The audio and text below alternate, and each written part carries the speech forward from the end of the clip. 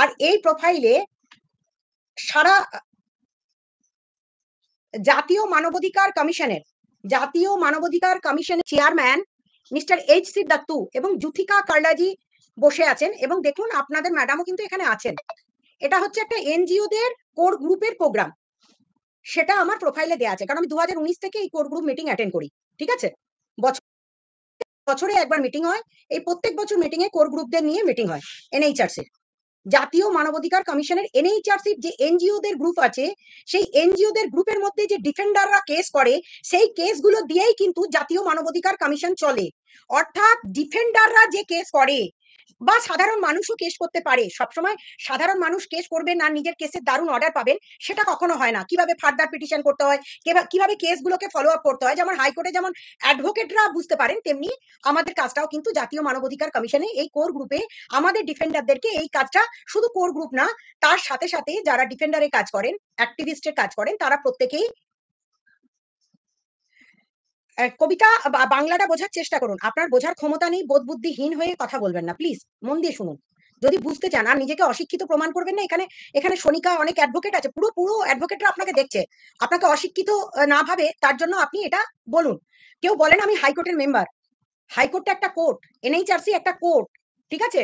মানে অশিক্ষিত হলে আপনাকেও দুদিন পর কিন্তু মানুষ মানে খিল্লি করবে নিয়ে, নিজেকে অশিক্ষিত খিল্লি করার পাত্রী হিসাবে নিজেকে এখানে কমেন্ট করবেন না।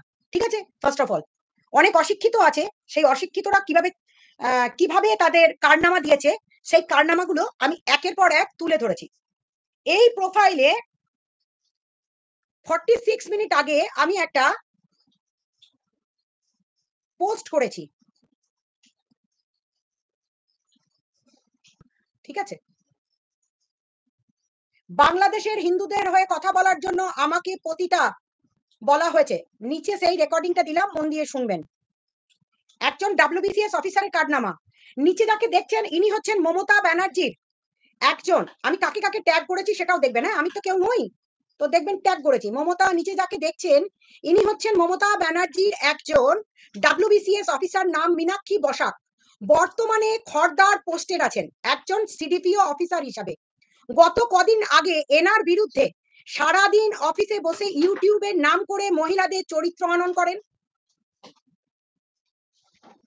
বাচ্চাদের মলেস্ট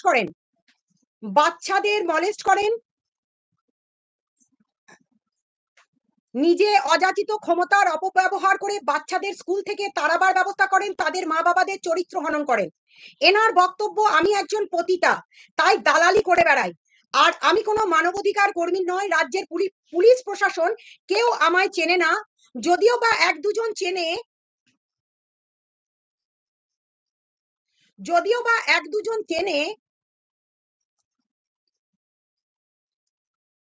আচ্ছা, যদিও বা এক দুজন চেনে, তারা তারা আমায় একজন পতিতা ভাবে, তাই তারা আমার ফোন ধরতেও চায় না। নিচে তার বক্তব্যগুলো মন দিয়ে শুনবেন, কতটা নিচে নেমে গেছে এই সরকারের আধিকারিকদের বর্তমান কার্যকলাপ। এই মেয়েটি রাতের পর রাত এবং দিনের পর দিন অফিসে বসে সরকারি টাকায় সরকারি কম্পিউটার ইউজ করে মহিলাদের চরিত্র হনন করেন, বাচ্চাদেরকে তাদের পিতৃ পরিচয় নিয়ে অপমান করেন, নিজের যোগ্যতা বলতে শুধুমাত্র এই পদটি। আমি এই অফিসারের বিরুদ্ধে রহরা থানায় কমপ্লেন করেছি, আর আর আজ তার সমস্ত ডিটেলস, এক মিনিট দাঁড়ান, এক মিনিট ধরবেন, তার সমস্ত ডিটেলস আপনাদের সামনে তুলে ধরলাম। আপনাদের কি কর্তব্য আপনারা করবেন। এই সরকারের কিছু আবর্জনা যুক্ত অফিসারগুলো সরকারকে বদনামের সাথে সাথে মমতা ব্যানার্জির ইমেজকেও নষ্ট করছে। আমি অবিলম্বে রাজ্যের ওয়েস্ট বেঙ্গল পুলিশ এবং কলকাতা পুলিশ, মমতা ব্যানার্জিকে ট্যাগ করেছি, রাজ্যের West Bengal police, Kolkata police, Republic Bangla, Kolkata news channel, সকলের দৃষ্টি আকর্ষণ করছি, আপনাদেরও চিনে রাখা দরকার আছে। এনার নাম এত পরিমাণে ছড়িয়ে দিন, যাকে দেখলে সাধারণ মানুষ মুখে থুতু দেয়, ঘেন্না করে। কারণ অনুব্রত মণ্ডল কি কারণে আমাকে মেরেছিল, এটা এনার কাছে আনন্দের বিষয়। এনার চ্যানেলে ভিজিট করে দেখুন কি ধরনের ভিডিও বানায়। এনার নামে কতগুলো কমপ্লেন করেছি এবং ভিজিট করে দেখুন কি ধরনের ভিডিও বানায়। এনার নামে কতগুলো কমপ্লেন কোন কোন থানায় করা হয়েছে সমস্ত নিয়ে আমি অবিলম্বে হাইকোর্টের দ্বারস্থ হব। তার আগে তার পরিচয়টা, তার ফোন নাম্বারটা আমি পাবলিক করতে বাধ্য হলাম, কারণ এই ধরনের জন্তু জানোয়ারদের অফিসারদের পদে বসিয়ে সরকারটাকে শেষের দিকে নিয়ে যাচ্ছে দলদাস কিছু অফিসার।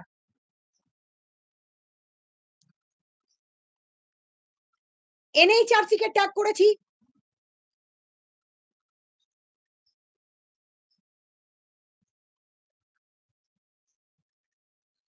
বেলঘড়িয়া পুলিশ স্টেশন আছে, Abhishek Banerjee, BJP, CPM, Chandannagar police commissionerate, Kolkata police, Suvendu Adhikari, Barrackpore police commissionerate, human rights commission, সমস্তকে ট্যাগ করেছি।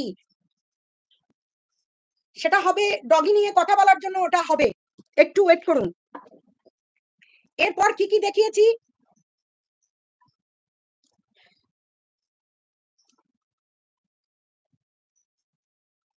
ইনি একটি বাচ্চা নিয়ে ভিডিও করেছিলেন। এই লাইক করো, লাইক করো, আমি লাইক করলে নাকি পাগল হয়ে যায়। লাইক চাই, লাইক লাইক। চলো আজকে তোমাদের একটা প্রেম কাহিনী শোনাই। কিন্তু জানো তো প্রেম কাহিনীর শুরুটা কিন্তু খুব মজার হয়, আনন্দের হয়, সুখের হয়, শেষটা কিন্তু খুব খারাপ হয়। যেরকম এই বোমা নামের একটি বোমা পাগলির একটা পুত্র সন্তান ছিল যার নাম ছিল জার। তার সাথে হঠাৎ করে একটা না মাতা বলে একটি সবে যৌবনে পড়া মেয়ের প্রেম হয়। আসলে পড়াশোনা আর শিক্ষার ভাই বোন এক হয়ে গেছে, তাই বোমা পাগলি আর বলা যাবে না, বোমা গিমা, ঠিক আছে, বোমা গিমা। তো ওই যে প্রেম হলো যার আর না মাতায়ের, তার ফসল হলো এই হিমা। কিন্তু সমাজের চাপে পরিচয় দিতে পারলো না, ডাস্টবিনে ফেলে দিল। ডাস্টবিন থেকে উদ্ধার করা হয়েছে হিমা হিমা হিমা। বাচ্চা হয়েছে, বাচ্চাটাকে ডাস্টবিনে ফেলে দেওয়া হয়েছে। একটা স্পেশাল চাইল্ড তার বোনের সাথে এই করে এই বাচ্চাটা জন্ম দিয়েছে।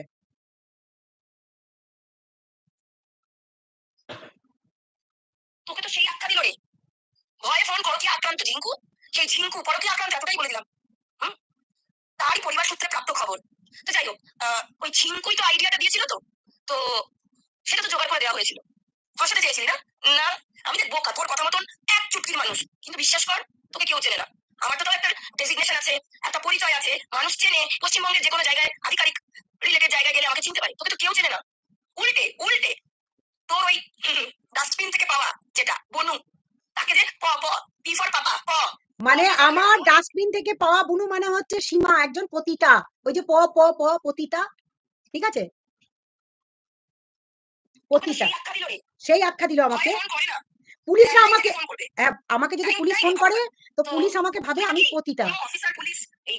এই এই ভিডিওগুলো সব আমি, সমস্তগুলো, ঠিক আছে, সমস্তগুলো আমি প্রত্যেকটা তার ডেজিগনেশন, তার প্রোফাইল, সমস্ত কিছু আমি ফেসবুকে দিয়ে দিয়েছি, টোটাল এভরিথিং, ঠিক আছে। এমনকি তার যে ওই সাইকো ঠোঁট বাঁকানো সেগুলোও দিয়ে দিয়েছিস, মানে তার যে ক্রিয়াকলাপ, রাতের বেলাতে নেচে বেড়ায় জিভ বার করে, দেখবেন গান চালিয়ে, দাঁড়ান এক সেকেন্ড, সমস্ত আমি দিয়ে দিয়েছি। ফেসবুকটা যান, অলরেডি 16টা শেয়ার হয়ে গেছে, পুলিশকে ট্যাগ করা আছে, রাজ্যের ডিজিকেও ট্যাগ করা আছে, ঠিক আছে। এবার বলবেন একজন প্রশ্ন করেছেন এখানে, উত্তরটা দিয়ে দিই আগে, প্রথম উত্তরটা দিয়ে দিই। মানবাধিকার কর্মী কি কোনো সরকারি পদাধিকারীর বিরুদ্ধে এই ধরনের, ছি ছি ছি কি নোংরা মানসিকতা। ইপসিতা দেব লিখছেন, রাজারাম বেরা লিখছেন, এই মীনাক্ষী বসাক মহিলাটির কথা শুনে মনে হচ্ছে তার কাটা পাগল। এইসব আজকে সকাল বেলাতেই রাজ্যের বিরোধী দলনেতা শুভেন্দু অধিকারী আরো একজন ডব্লিউবিসিএস অফিসারের এগেনস্টে পোস্ট করেছেন। তিনি বলেছেন, বাংলাদেশ সরকারকে লিখেছেন যে ভারত বিরোধী যারা তাদেরকেই যেন সরকারে বসাবেন, ভারতের হয়ে কথা বলা লোকজনকে যেন বসাবেন না। I am not above of law, don't you know leaking audio without permission is a crime? Yes, I know that. And HR Commission core committee member is doing crime on social media.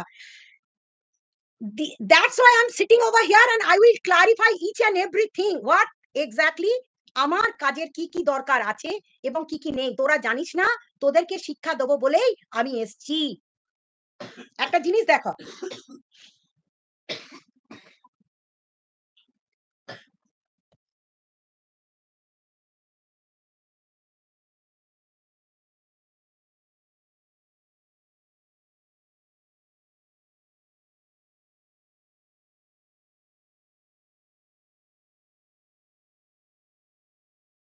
Pritam নিশ্চয়ই জানে, সমস্তটা জানে। প্রীতমকে বলুন না যে ও একদম টিপালের business, কোথা থেকে কি ড্রাগস নেয়, কি বৃত্তান্ত, বা কি হ্যাকিং করে না করে, টিপাল সম্পর্কে ও যা জানে সেগুলো আপনাকে লিখিত দিক,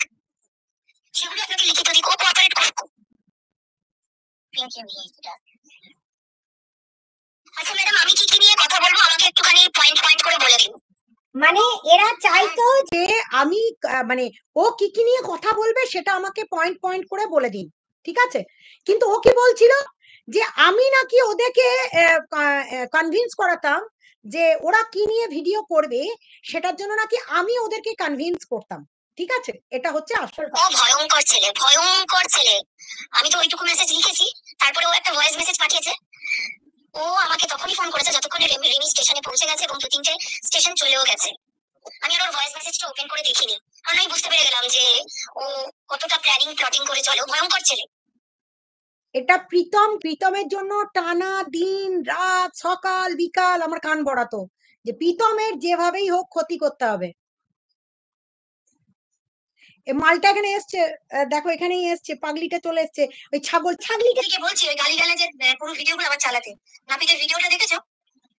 ম্যাডামকে বলো গালিগালাজ শুধু মামুনিদি দেয়নি, ওনার সাঙ্গপাঙ্গ যারা আছে। তার মানে এরা যে গালিগুলো যে চ্যানেলগুলো চালায় নিজেদের মুখে স্বীকার করেছে, ঠিক আছে? এরা যে গালিগুলো যে চ্যানেলগুলো চালায় সেটা এরা নিজেদের মুখেই আমার কাছে স্বীকার করেছে। আসলে ম্যাডাম এত নোংরা ফ্যামিলি, মানে এত ডেসপারেট, আমার দাঁত কিটকিট করছে। মেয়েটাকে পুরো চিবিয়ে খেয়ে ফেলছে। লাইভে ওরকম হাফ প্যান্ট পরেছে, ওটা দেখানোর কি দরকার ছিল? এই জায়গাটা কেটে দেওয়া দরকার, কেটে দিতে পারতো না? ওই জায়গাটা তো কেটে দিতে পারতো। আর বাবাটার কি খুশি মেয়েটা ফিরেছে বলে, এ তো মানে বাবা না অন্য কিছু নজরে বিশাল খুশি দেখাচ্ছে চোখে মুখে। বুঝতে পারছেন? মানে আছে সেটা পর্যন্ত আমাকে বলে রেখেছে। পারমিতাকে 41 এর নোটিশ খাওয়ানো এবং সোমা বিউটি লাইফকে ডেকে পাঠানো, এর পিছনে কিভাবে কাজ করেছে শুনুন মন দিয়ে।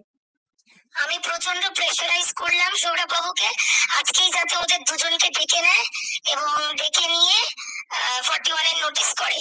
এটা ম্যাডাম আপনাকেও বারবার ফোন করতে হবে, আমাকেও করতে হবে, আপনাকেও করতে হবে। আমাকে করতে হবে, কিন্তু আমি এসব করব না। আমি নিজেই জানি না, আমি যখন জানতে পেরেছি আমি নিজে অবাক। সুজাতাকে বাদ দিতে সুজাতার সাথে পার্সোনালি ফোনে কথা বলেছে এবং কি করে সঞ্জয়ের এগেনস্টে জিডি করতে হবে, ওর নাকি আর মুখ নেই আপনার সামনে এসে দাঁড়ানোর, কি করে জিডি করতে হবে, কি ব্যবস্থা করতে হবে, এই সমস্ত সুজাতার কাছে ফোন করে জিজ্ঞাসা করছে। তো এই জিনিসটা আপনাকে আমি জানিয়ে রাখলাম। ওই মহিলা মাঝে মাঝে শোভাবাজারে যাচ্ছে বলুন তো, ডেকে বলবে আপনার নাম কোথায় নিয়েছে, পুরো নাম কি নিয়েছে, অর্ধেক নাম নিয়েছে, এটাই কি আপনি? এই সমস্ত করে কি করবে? আদৌ এফআইআর করবে কিনা, কোন সেকশনের আন্ডারে পড়ছে সেই সেকশন গুলো যদি জানা যেত, বা অপরাজিতা দি যদি একটু কথা বলতো তাহলেও হতো। আমার অ্যাডভোকেট তোর জন্য ফোন করবে? তুই ভাবছিলি বারবার এর নাম তার নাম সবারই নাম নিয়ে খালি এফআইআর করে যাব, সবারই নামে এফআইআর করে যাব। অপরাজিতা দিকে বলুন থানাতে বসিয়ে রেখে দিয়েছে ঘন্টার পর ঘন্টা, সেই সময় দুঃখ প্রকাশ করছিলি। আচ্ছা আগে এটা দেখে নিয়ে একটা পুলিশের ডিটেলস কিভাবে তুই দিয়েছিলি, সমস্ত ডিটেলস তার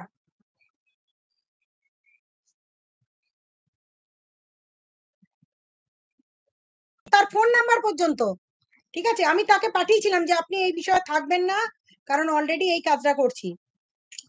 আমার একটা জিনিস জানার আছে ম্যাডাম, একটা সরকারি একটা ওপেন প্ল্যাটফর্মে দুজন সরকারি অফিসারকে এইভাবে হ্যারাস করা এবং এইভাবে পলিটিসাইজড করা যে আমরা দল করি, এটা বলার কোনো রাইট আছে কারণ? কি প্রুফ আছে? এটা একটা গণতান্ত্রিক দেশ, কি প্রুফ আছে আমি কোনো দল করি? কোথায় আমি দেখিয়েছি কোন দল করি? আমি তো কোনো এখনো ভলেন্টারিলি ইয়ে করে এটা এগুলো হচ্ছে ওই সঞ্জয় মর্কটের বিরুদ্ধে অনেক কিছু বলে রেখেছিল, সেগুলো আছে পরবর্তী দিনে, আগেই মর্কটে শোনাবো। তার আগে কয়েকটা জিনিস ক্লিয়ার করে নি। আজকে একটু অন্য কথা বলে নি, আর একটু অন্য কথাগুলো শুনে নি, যেগুলো মর্কট বলেছে সেগুলোর উত্তরগুলো দিয়ে দিয়ে অনেক বেলায় একজন আমার একটা নাম্বার নিয়েছিল, ঠিক আছে? দাঁড়ান 1 মিনিট। গত পরশুদিন ধরিত্রী থেকে আমার কাছ থেকে নাম্বারটা নেয়। গতকাল গভীর রাত, তখন প্রায় নেই করে 10:30 বাজছে, আমায় ফোন করে, ম্যাডাম আমি কৌশিকের বউ বলছি। কৌশিক কি নামটা, কৌশিক বোধহয়, হ্যাঁ যাই হোক, আমি চিঠিটা বলতে পারি আপনাকে, দাঁড়ান। গভীর রাত্রে ফোন করে যে আমার হাজবেন্ড এমডিতে ভর্তি আছে, আমরা নাম্বারটা আমায় দিল। তো আমাকে কোনোভাবেই আমাকে কোনোভাবেই আমার যে ইয়েটা রয়েছে, ওই হেলথ পলিসিটা রয়েছে, সেই হেলথ পলিসিটা অ্যাকসেপ্ট করছে না, এবং আমার হাজবেন্ডের এগেনস্টে প্রায় 2 লাখ টাকার ওপর বিল করেছে। আমার অ্যাকাউন্টে 10,000 টাকার বেশি কোনো টাকা পয়সা নেই, এবং এমডি কোনোভাবে হেল্প করছে না। রবীন্দ্র সরোবর পুলিশ স্টেশনে গেছি, পুলিশ স্টেশনও আমাকে কোনো হেল্প করছে না, এবং আমাদেরকে যাচ্ছে তাই ভাবে আমাকে বার করে দিয়েছে। আমি বাচ্চা নিয়ে বেরিয়ে এসেছি, আমাকে বাঁচান। আমি ধরিত্রীদির কাছ থেকে আপনার নাম্বারটা পেয়েছি। তো গত কালকে 2:30 পর্যন্ত, রাত্রি 2:30 পর্যন্ত আমি তার জন্য মেলটা করি। দাঁড়ান 1 মিনিট।